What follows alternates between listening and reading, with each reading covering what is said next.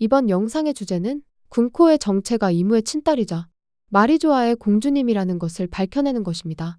그리고 동시에 여태까지 누구도 알아채지 못했던 샴록의 비밀이 공개됩니다. 참고로 이번 영상은 스포일러가 될 확률이 매우 높기 때문에 더 깊은 스포일러를 원치 않으시는 분들은 시청을 멈춰주시기 바랍니다. 그럼 시작합니다. 현재 진행 중인 엘바프 에피소드를 보다 보면 우리는 한 가지 이상한 점을 발견할 수 있습니다. 바로 군코와 샴록은 신기하게도 이름에 성이라는 칭호가 붙어있지 않은 천룡인이라는 것입니다. 원피스에서 작중 처음으로 천룡인이 등장한 시점은 샤본디 제도였습니다. 이때 등장한 천룡인 차를로스는 군코처럼 아직 가문이 공개되지 않은 상태였음에도 불구하고 이름 뒤에 성이라는 칭호가 붙어 있었던 것을 확인할 수 있는데요. 또한 동시에 비교적 최근에 등장한 갈링성은 샴록과 마찬가지로 똑같이 피거랜드 가문의 사람이지만 샴록과는 다르게 이름에 성이 붙어 있는 것을 확인할 수 있습니다. 결국 차를로스 성은 군코처럼 가문이 등장하지 않았음에도 성이라는 칭호를 가지고 있었고, 갈링 성은 샴록과 똑같이 피거랜드 가문이지만 성이라는 칭호를 가지고 있었습니다. 이는 결국 군코와 샴록이 칭호를 가지고 있지 못한 이유는 가문의 문제가 아니라 오직 이들 개인의 문제라는 것을 알려주고 있었던 것이죠. 그리고 저는 이들이 가지고 있는 문제점이 무엇인지 아주 쉽게 유추할 수 있을 것 같은데요. 왜냐하면 바로 이 성이라는 칭호가 가지고 있는 근본적인 의미 때문입니다. 천룡인들은 남성에게는 성이라는 칭호가 붙게 되며 여성에게는 궁이라는 칭호가 붙게 됩니다. 그리고 이 두 가지 칭호는 모두 영어로 번역되었을 때 세인트가 되죠. 세인트는 영어로 성스러운 자라는 의미를 가지고 있습니다. 그리고 이렇게 성이라는 칭호가 성스럽다를 의미하고 있기 때문에 우리는 이 의미를 조금만 잘 생각해보면 군코와 샴록의 정체를 아주 쉽게 파악할 수 있습니다. 군코와 샴록의 정체는 바로 성스럽지 못한 천룡인, 서자였던 것입니다. 원피스에서 천룡인이란 과거 현실에 존재했었던 귀족을 모티브로 만들어졌습니다. 때문에 이들은 그 누구보다 혈통을 가장 중요하게 생각하는데요. 왜냐하면 귀족 사회가 사실 다른 어떤 것도 상관없이 오직 혈통 하나로 모든 것이 결정되었던 사회였기 때문입니다. 과거 역사 속 귀족들은 오직 혈통 하나로 태어날 때부터 엄청난 권력을 받았으며 이를 통해 자기보다 약한 사람들을 지배해왔었습니다. 그리고 이런 귀족들은 혈통이라는 힘을 다른 가문에게 나눠주지 않기 위해서 심지어는 근친혼을 벌이기까지도 했었죠. 그리고 이런 특징은 단순히 세계 정부의 천룡인들 뿐만이 아니라 원피스 세계관에 등장하는 다른 왕족들마저 똑같습니다. 그래서 최근 엘바프에 등장한 왕자 로키의 과거를 보면 그는 자신의 형제이자 같은 왕족인 하이루딘을 사생활하며 무시했던 것을 확인할 수 있습니다. 심지어 그는 하이루딘이 더럽혀진 피를 가진 어머니로부터 나왔다며 그와 어머니를 동시에 모욕하기도 했었죠. 이처럼 천룡인으로부터 가장 영향력이 먼 곳인 엘바프에서조차 혈통으로 인한 차별은 이미 매우 강력하게 발생하고 있었습니다.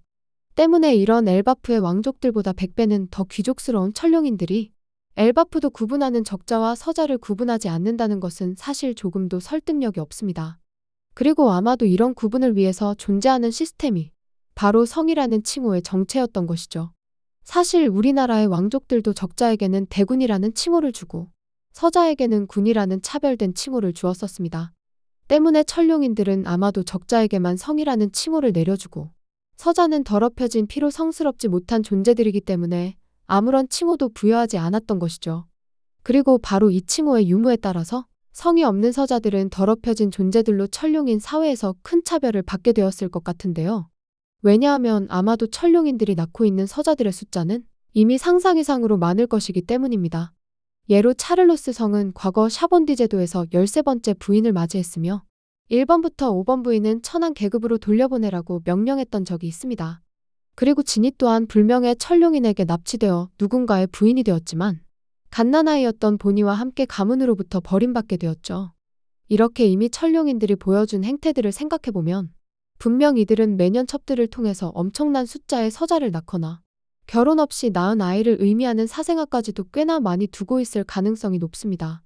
그리고 그들 중 하나였던 쥐얼리 보니가 이미 그랬었던 것처럼 이들은 상당수가 천출이라는 이유로 버려지고 있겠죠. 그리고 저는 이런 특징이 분명히 군코와 샴록의 과거에도 똑같이 적용되고 있을 것이라고 생각하는데요. 군코에게는 여성에게 부여되는 궁이라는 칭호가 없고 샴록에게는 남성에게 부여되는 성이라는 칭호가 없습니다. 결국 이들의 정체는 서자 천룡인이며 때문에 이들은 어린 시절부터 칭호가 있는 다른 적자 천룡인들과 비교당하면서 상당한 수모를 겪으며 성장했을 가능성이 높은 것이죠. 자, 그런데 이렇게 군코와 샴록의 정체가 천출이라는 것을 깨닫고 나면 자연스럽게 발생하게 되는 한 가지 의문점이 있는데요. 만약 이들이 정말로 적자 천룡인들에게 차별받아 왔던 서자들이라면 이들은 도대체 어떻게 신의 기사단이라는 엄청난 자리까지 올라갈 수 있었던 것일까요? 신의 기사단은 무려 성이 칭호를 가진 정통 천룡인들보다 더 위에 군림하고 있는 계급인데 말입니다. 때문에 최근화에서 신의 기사단의 최고사령관인 갈링은 적자에 해당하는 돈키호테 가문의 묘스가르드 성을 직접 처형했었습니다. 또한 최근 부룩은 군코와 대화를 나누면서 확실하게 신의 기사단이 천룡인보다 높다는 것을 알려줬었죠. 그런데 이렇게 엄청난 자리에 서자 출신이 무려 2명이나 존재하고 있다는 것은 그 어느 곳보다 혈통중심적인 천룡인 사회에서 매우 이해하기 힘든 상황에 해당하고 있는 것입니다. 특히나 가장 납득이 되지 않는 사람은 바로 군코인데요. 사실 신의 기사단의 총사령관의 자리에는 이미 샴록의 친아버지인 갈링성이 자리하고 있습니다. 그리고 이런 갈링성은 서자인 샴록을 키우기로 결정한 장본인에 해당하죠. 때문에 당사자인 갈링이 샴록의 서자 페널티를 무시하고 그가 기사단에 들어올 수 있게 직접 힘을 썼다고 생각해본다면 샴록이 천출임에도 그런 자리에 오르게 된 것은 아주 쉽게 납득될 수 있습니다. 하지만 군코는 다릅니다. 그녀는 아직 가문이 있는지조차 확실하지 않으며 동시에 성은 존재하지 않는 서자 천룡인에 해당하죠. 결국 이런 군코가 무려 신의 기사단까지 올라가는데 성공했다는 것은 그녀도 앞서 샴록이 아버지를 통해 높은 자리에 오를 수 있었던 것처럼 누군가 엄청나게 높은 사람의 비호를 받고 있을 가능성이 매우 높습니다. 그리고 저는 그 사람의 정체를 이제 아주 쉽게 눈치챌 수 있게 되었다고 생각하는데요. 왜냐하면 그 사람의 정체가 바로 네로나 이무 성이기 때문입니다. 최근 에그헤드 대사건에서 세계 정부는 가장 큰 위협인 니카를 마주하게 되었습니다. 그리고 이무는 드디어 등장한 니카를 잡기 위해서 마리조아에 머무르던 오로성을 전부 출동시켜가면서 어떻게든 조이보이를 잡고 말겠다는 의지를 보여줬었죠. 때문에 이렇게 전력을 쏟아부은 사이 혁명군은 마리조아를 공격했고 모든 보급로가 끊긴 천룡인들은 아사하기 직전까지 도달한 상태입니다. 또한 최근 에피소드에서 마리조아가 불타고 있는 상황임에도 불구하고 이무는 성질을 수습하기보다는 자신이 직접 나서서라도 니카를 잡아들이려고 하고 있죠. 자, 그런데 이렇게 이무가 루피를 잡는데 혈안이 되어 있다는 것을 알고 나면 도무지 이해할 수 없는 부분이 한 가지 발생하게 됩니다. 이무는 도대체 어떤 이유로 세턴성의 몸에는 강신하지 않았던 것일까요? 이무가 정말로 니카를 잡는데 간절한 마음을 가지고 있었다면 현재 엘바프 에피소드에서 군코에게 하고 있는 것처럼 세턴성의 몸에 강신해서 직접 능력을 사용했다면 아주 쉬웠을 일입니다. 하지만 이무는 에그헤드 대사건이 발생하던 당시를 보면 그저 마리조아에서 홀로 이들의 행동을 지켜보고 있었다는 것을 알 수 있죠. 네, 결국 이런 모순은 이미 우리에게 군코의 정체를 알려주고 있었습니다. 군코의 정체는 바로 이무의 친딸 네로나 군코입니다. 그녀는 이무가 천룡인이 아닌 여인으로부터 얻게 된 서자에 해당하며 그녀의 숨겨진 진짜 직위는 마리조아의 공주님에 해당합니다. 그래서 이무는 자신의 딸인 군코에게만 강신이 가능했었던 것입니다. 군코는 절반은 천룡인이 아닌 누군가의 유전자를 물려받았으며 절반은 이무의 피를 물려받은 하프블러드이기 때문이죠. 그리고 이렇게 무려 절반의 피가 이무의 유전자로 되어 있는 사람이기 때문에 이무는 자신이 원격으로 조종할 수 있는 군코를 일부러 엘바프를 공격하는 선봉장으로 세웠습니다. 그리고 그녀를 호위하는 호위기사의 역할로 샴록을 동행시켰던 것이죠. 그래서 우리는 사실 이렇게 군코가 처음으로 엘바프에 등장했을 때의 장면을 조금만 확인해보면 그녀의 정체가 단순한 천룡인 정도가 아니라 훨씬 더 높은 존재인 공주님이라는 것을 눈치챌 수 있는데요. 때문에 우리가 가장 먼저 봐야 하는 것은 바로 이무의 첫 등장 장면입니다. 이무는 레벨리가 펼쳐지는 908화에서 처음으로 제대로 된 모습을 노출했었는데요. 이때 이무는 무엇 하나 보이지 않는 검정색 롭으로 온몸을 가린 채 등장했으며 이후 오로성을 내려다보며 특유의 한쪽 눈만을 우리에게 보여줬었습니다. 그런데 이때 잘 보면 알 수 있지만 오로성들은 허의 옥좌에 앉은 이무를 바라보면서 한쪽 무릎을 꿇고 머리를 숙인 채로 예의를 차리고 있는 것을 알 수 있죠. 자, 그런데 지금부터는 이무가 아닌 군코의 첫 등장 장면입니다. 이때 군코는 무엇 하나 보이지 않는 검정색 롭으로 온몸을 가린 채로 등장했으며 이후 거인을 내려다보며 특유의 한쪽 눈만을 우리에게 보여줬었습니다. 그런데 이때 잘 보면 알 수 있지만 군코는 자신의 앞에 있는 거인에게 무례하다고 말하면서 그를 공격해서 강제로 무릎을 꿇리게 만들었던 것을 확인할 수 있죠. 그리고 이때 거인이 취한 자세를 한번 자세히 보게 되면 그 자세가 아주 정확하게 이무가 오로성에게 취하게 했던 자세와 똑같다는 것을 알 수 있습니다. 오로성들은 이무를 아련할 때 한쪽 무릎을 바닥에 붙이고 머리를 숙이는 모습을 보여줬었습니다. 그런데 군코가 거인에게 취하게 한 자세는 바로 이렇게 오로성이 왕인 이무에게 취하고 있었던 자세와 완벽하게 똑같다는 것을 알 수 있죠. 결국 이무와 군코의 첫 등장은 무려 3가지가 완벽하게 일치하고 있습니다. 첫 번째로 이들은 처음 등장할 때 모두 검정색 롭으로 온몸을 가리고 등장했으며 두 번째로 이들은 첫 등장에서 독특하게 생긴 한쪽 눈만을 우리에게 보여줬습니다. 마지막으로 이들은 첫 등장에서 자신의 눈앞에 있는 대상을 무릎 꿇리고 고개는 숙이게끔 만들었었죠.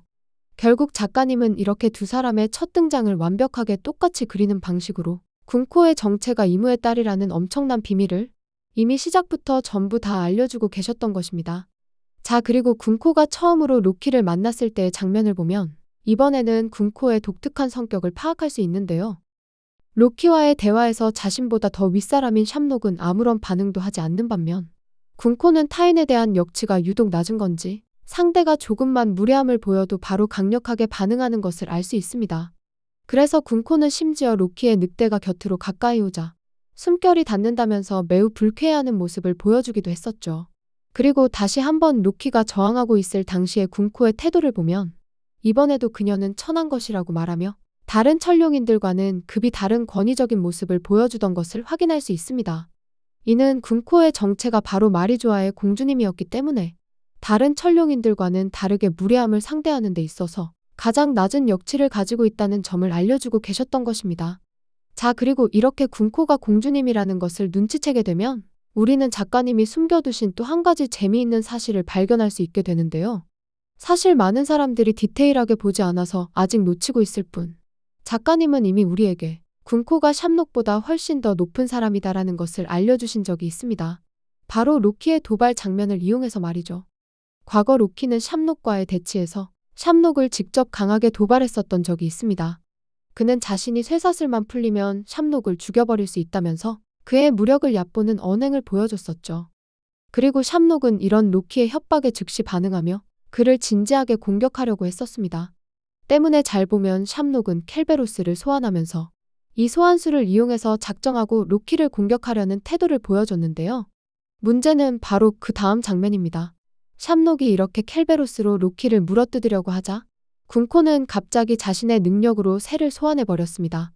그리고선 샴록에게 이동한다면서 자신의 상관인 단장에게 일방적인 통보를 날렸죠. 그러자 이에 샴록은 깜짝 놀라면서 사용하려던 기술을 멈추고 빠르게 기술을 긴급 발진으로 변경하는 것을 확인할 수 있습니다.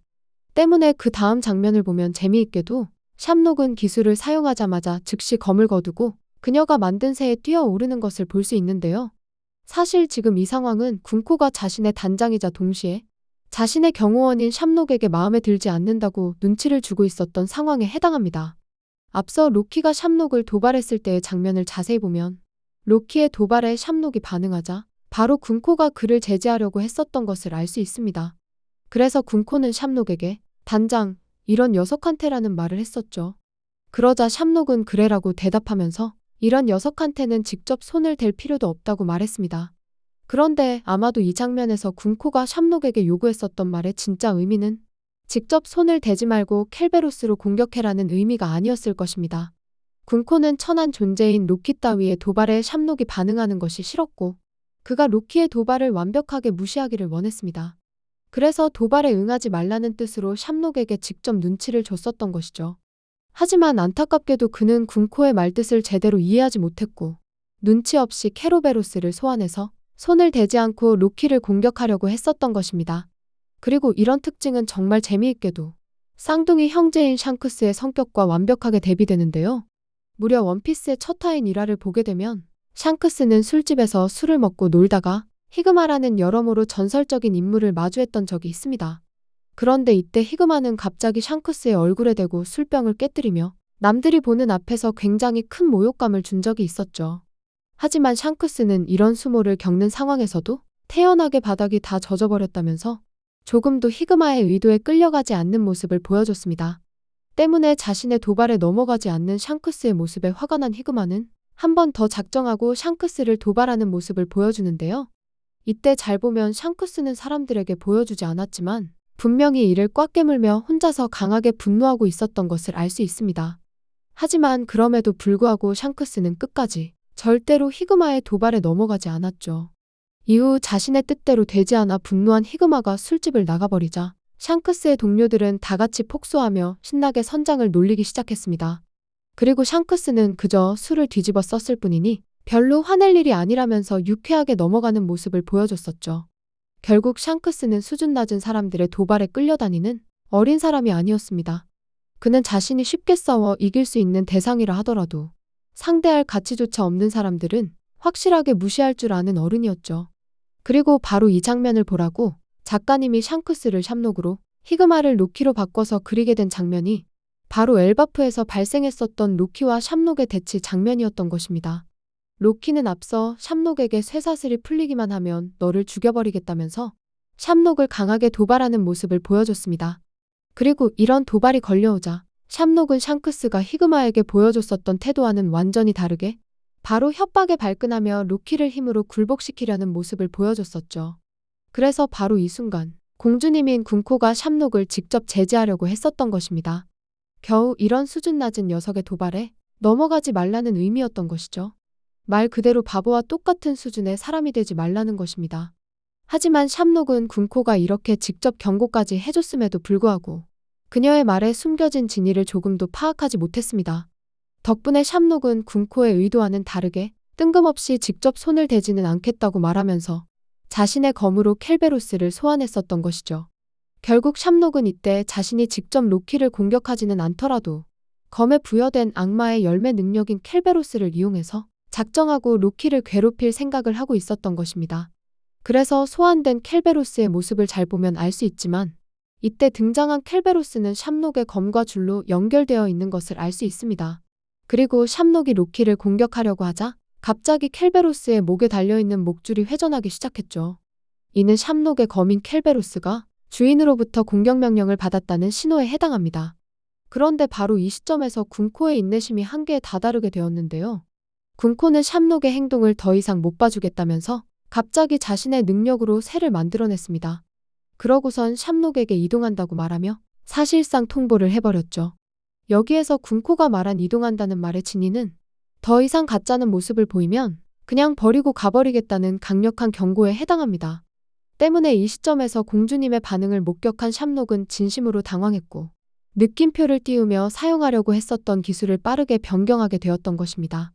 검의 본체인 진짜 켈베로스를 이용해서 공격하는 것이 아니라 검을 사용해서 만들어내는 검기 방식의 기술로 전환했었던 것이죠.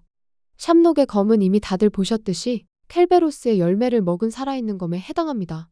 때문에 샵록이 만약 이 검을 들고 검기를 날리게 되면 검기까지도 켈베로스의 모습으로 날아가게 됩니다. 그래서 샵록이 검기술인 긴급발진을 사용할 때의 모습을 자세히 보면 검의 본체인 켈베로스가 멍이라고 짓자 갑자기 또 다른 켈베로스가 나타나서 하늘로 날아가는 것을 볼 수 있죠.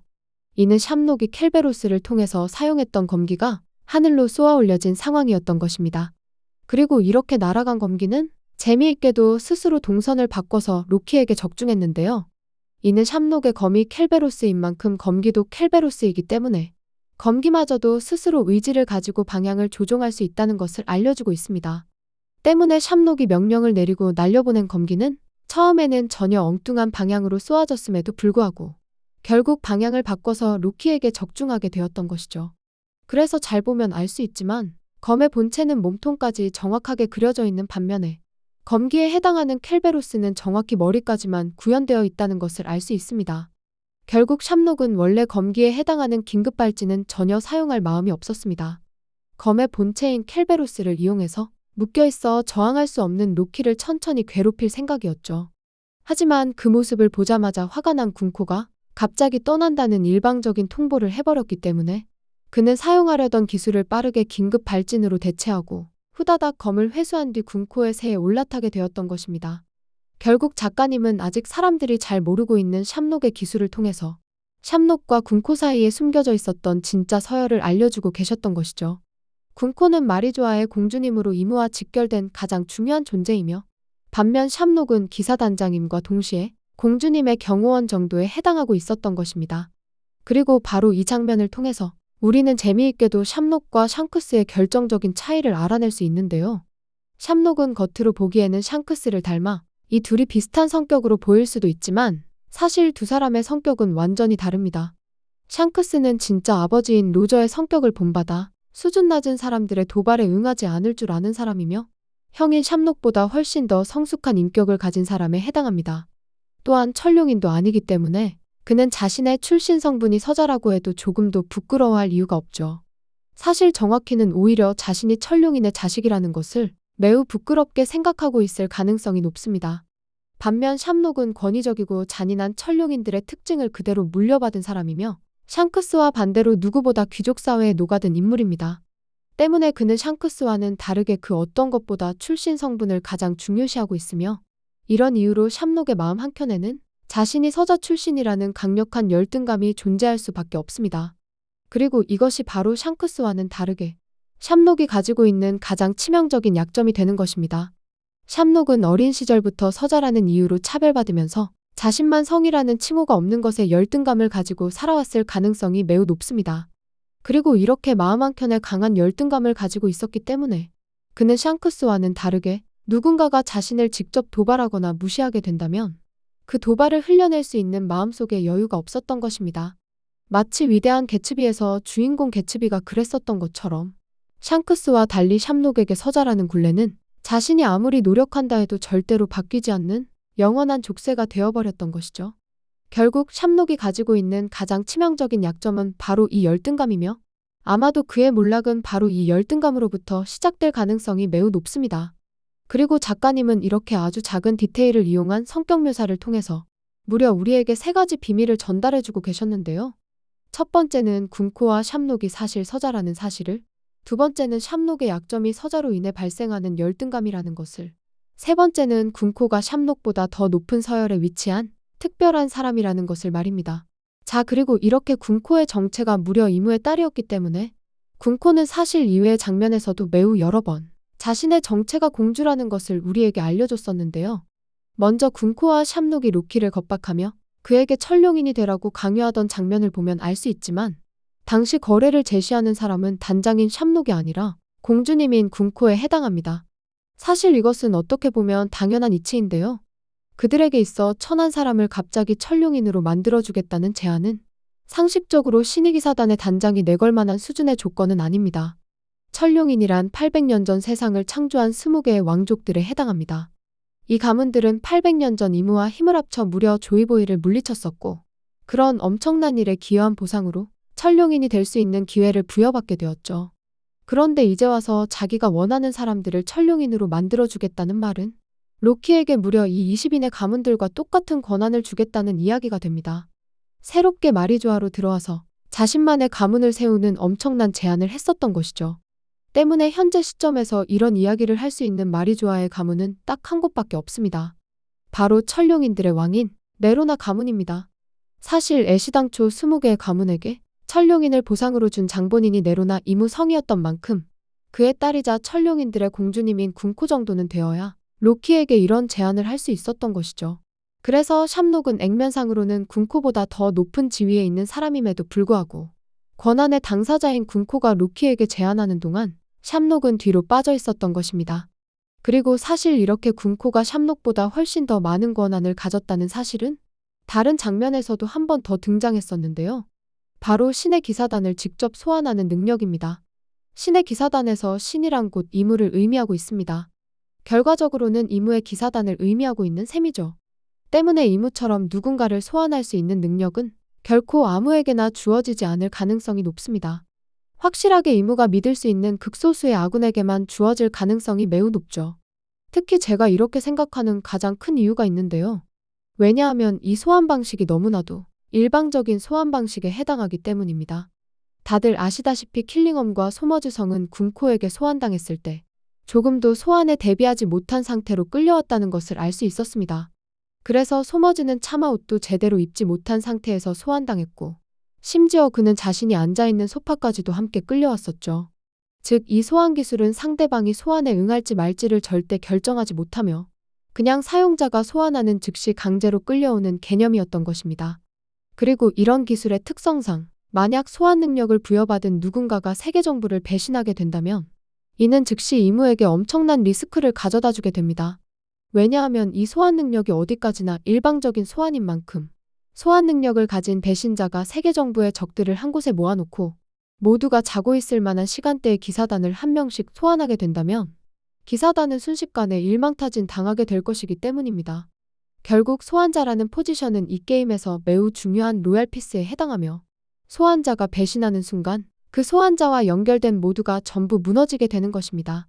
때문에 이무는 절대로 이 소환 능력을 아무에게나 주지 않았을 것이며 오로성이라는 집단 내에서는 가장 강력한 권한을 가진 과학방 이무신에게만 이 힘이 주어지고 신의 기사단에게는 자신의 친딸인 군코에게만 주어졌을 가능성이 높습니다. 그리고 샴록과 군코가 파트너로 같이 다니고 있었던 이유는 바로 이런 군코를 곁에서 지켜야 하는 경호원이 필요했기 때문이었던 것이죠. 결과적으로 샴록과 군코는 겉으로는 단장과 부하의 모습처럼 보이지만 진짜 관계는 공주님과 그녀를 호위하는 기사단장의 관계였던 것입니다. 자, 그리고 이렇게 군코의 정체가 이무의 딸이었기 때문에 작가님은 일부러 군코를 이무와 최대한 비슷하게 그렸다는 것도 알 수 있는데요. 먼저 군코의 한쪽 눈은 아주 명확하게 네로나 이무의 눈을 닮았습니다. 그런데 군코가 마침 서자라는 것을 고려하게 되면 그녀의 눈이 정확히 반쪽만 이무를 닮은 것도 아주 쉽게 이해할 수 있게 되죠. 또한 군코가 먹은 열매의 이름은 마침 화살표 열매이며 잘 보면 이 화살표는 마치 꼬리처럼 보인다는 것을 알 수 있습니다.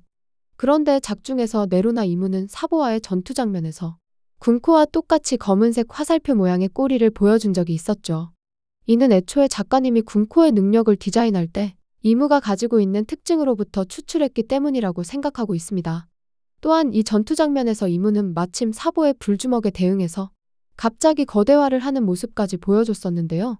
최근 군코는 로키에게 천룡인이 되겠다는 제안을 하면서 마치 이무처럼 갑자기 거대화를 했었던 적이 있습니다. 결국 이무와 군코는 화살표부터 독특한 눈과 거대화까지 모든 부분에서 닮아있는 부녀관계였던 것이죠. 또한 마지막으로 우리가 두려워하는 것이라는 제목을 가진 1142화에서 군코는 소머즈의 질문에 자신이 가장 두려워하는 것을 알려줬던 적이 있었는데요. 그런데 이때 군코가 말했던 가장 두려워하는 존재는 바로 니카였습니다. 그리고 이는 매우 정확하게 이무가 두려워하고 있는 존재와 똑같다는 것을 알 수 있죠. 과거 이무는 에그헤드에서 선대 니카였던 조이보이의 패기가 방출되었을 때 이 패기의 공포를 느끼며 비명을 질렀던 적이 있습니다. 이는 이무가 니카를 얼마나 두려워하고 있는지 알려주는 장면에 해당하죠. 결국 노예였던 쿠마와 보니가 해방의 전사인 니카를 꿈꾸며 동경해왔던 것처럼 귀족이었던 이무와 군코는 해방의 전사인 니카를 함께 두려워하고 있었던 것입니다. 그리고 그녀의 정체가 바로 이렇게 이무의 친딸이었기 때문에 이무는 자신의 딸을 직접 이용해서 에그헤드에서의 실수를 똑같이 반복하지 않으려고 하고 있습니다. 앞서 에그헤드에서 이무는 니카를 잡기 위해 오로성들을 전부 출동시켰으며 여기에 더불어 해군대장인 키자루와 함께 엄청난 숫자의 해군들까지 전부 차출했었죠. 그리고 심지어는 CP의 최고 계급인 CP0들까지 이 전쟁에 참여했었습니다. 때문에 이들은 에그헤드의 전력을 너무 과도하게 집중한 나머지 전 세계에서 동시다발적으로 발생하는 혁명군들을 막아내지 못하게 되었고 현재 성지 마리조아는 혁명군에 의해 불타는 상황까지 오게 된 것입니다. 그런데 이무는 이렇게 마리조아가 불바다가 되어버린 상황에도 성지는 뒷전으로 두고 최우선으로 니카를 잡아야 한다고 판단하고 있습니다. 때문에 이무는 이번에는 갈링성이 아니라 자신이 직접 강신할 수 있는 군코를 엘바프로 보내게 되었던 것입니다. 그리고 이렇게 이무가 자신이 원격으로 조종할 수 있는 친딸을 이용해야 할 만큼 자기 자신은 직접 나설 수 없는 이유가 있을 텐데요. 그 이유는 바로 루피의 아버지인 드래곤의 존재 때문입니다. 드래곤은 아직 작중에서 힘을 보여주지는 않았지만 그는 원피스 세계관 내에서 가장 강력한 사람 중 한 명에 해당합니다. 그런데 문제는 바로 이런 드래곤이 항상 별다른 움직임을 보여주지 않고 있다는 것입니다. 때문에 이무는 자신이 직접 나서는 것에 두려움을 느낄 수밖에 없습니다. 만약 그가 루피를 잡기 위해 마리조아를 벗어나 직접 나서게 된다면 드래곤은 자신이 가진 특유의 첩보력과 스파이들을 이용해서 이무를 충분히 위험에 빠뜨릴 가능성이 높습니다. 때문에 이무는 무적의 요새라고 불리는 마리조아의 밖으로 절대 나가지 않고 있는 것이며 신의기사단이라는 강력한 호위기사들까지 두며 자신을 보호하고 있는 것입니다. 또한 이런 드래곤조차 마리조아를 직접 침공해서 이무를 잡아낼 수는 없기 때문에 외부에서 물자를 끊어버리는 방식으로 그들을 최대한 요새 밖으로 끌어내려고 하고 있는 것이죠. 결국 드래곤은 이무를 마리조아 밖으로 끌어내고 있으며 이무는 드래곤의 의도를 읽고 마리조아 안에서 오직 부하들만을 이용해 싸우고 있는 상황인 것입니다. 때문에 그에게 있어 원격으로 강신이 가능한 군코는 이무에게 매우 소중한 로얄피스가 될 수밖에 없었던 것이죠. 그래서 사실 우리는 군코가 이번처럼 위험한 임무에는 파견된 적이 거의 없다는 것도 알아낼 수 있는데요. 왜냐하면 군코가 소머즈와 킬링엄을 소환할 때의 모습을 한번 자세히 보면 군코가 이 소환 기술을 거의 사용해 본 적이 없다는 것이 드러나기 때문입니다. 군코의 소환 기술은 상대방이 어떤 상태든 고려하지 않고 즉시 소환하는 기술입니다. 때문에 소환 대상이 샤워를 하고 있다거나 볼일을 보는 난감한 상황에서 소환해버리게 되면 소환자나 소환된 사람이나 모두 굉장히 민망한 상황에 빠질 수밖에 없죠. 때문에 앞선 에그헤드에서 세턴성은 오로성들을 소환하기 전에 전보벌레를 통해서 미리 소환하겠다고 통보하고 실행했다는 것을 확인할 수 있습니다. 또한 소환 자체도 성공적으로 이루어져서 별다른 문제 없이 모든 대상들이 도착했다는 것을 알 수 있죠. 하지만 군코의 그것은 달랐습니다. 군코는 소환 대상에게 전보벌레로 미리 알리지 않았고 때문에 소머지는 옷도 제대로 입지 못한 상태로 끌려오게 되었습니다. 그리고 군코도 공주로서 이런 광경을 보는 것은 아예 처음이었을 테니 매우 부끄러워하고 당황하는 모습을 보여주고 있었던 것이죠. 또한 군코는 사실 기술의 사용 자체도 어느 정도 실패한 모습을 보여줬는데요. 군코는 소머즈뿐만이 아니라 그가 앉아 있었던 집의 소파까지 끌고 와버렸으며 이에 소머즈는 보통 이렇게 소환하는 게 맞는 거냐면서 강하게 항의하는 모습을 보여줬습니다. 그리고 이에 창피해진 군코는 먼 산을 바라보고 있었죠.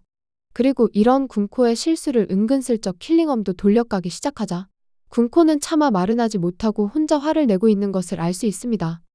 결국 군코는 위험한 임무에 투입된 적이 거의 없는 이무가 아끼는 공주님에 해당하며 이무는 자신이 직접 밖으로 나가야만 하는 특별한 상황이 발생했을 때 자신의 딸인 군코를 보내서 일들을 해결해오고 있었던 것입니다. 자, 이번 영상은 여기까지입니다. 사실 이번 화에서 이야기한 내용들은 아직 본론이라고 보기에는 애매한데요. 왜냐하면 군코에게는 숨겨진 비밀들이 아직 굉장히 많이 남아있으며 특히 제가 알아낸 군코의 과거는 예상 외의 인물이 등장하는 정말 재미있는 이야기였기 때문입니다. 때문에 다음 영상에서는 군코의 과거에 숨겨진 이야기들을 한번 밝혀보도록 하겠습니다. 재미있게 보셨다면 구독과 좋아요 부탁드립니다.